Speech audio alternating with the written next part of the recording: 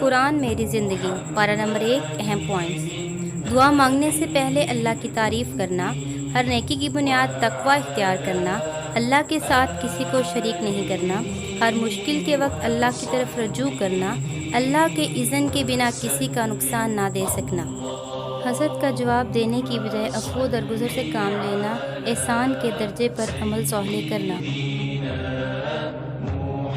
کتاب کی تلاوت کا حق ادا کرنا، اللہ کا فرمان بردار بننا، اللہ کے لیے خالص ہو کر ہر کام کرنا، سب سے اہم دعا ہدایت کی دعا مانگنا، منافقت کی سب سے بڑی علامت جھوٹ سے بچنا، فضیلت والا کام علم حاصل کرنا، لوگوں سے عمدہ بات کرنا، ہدایت صرف اللہ سے مانگنا،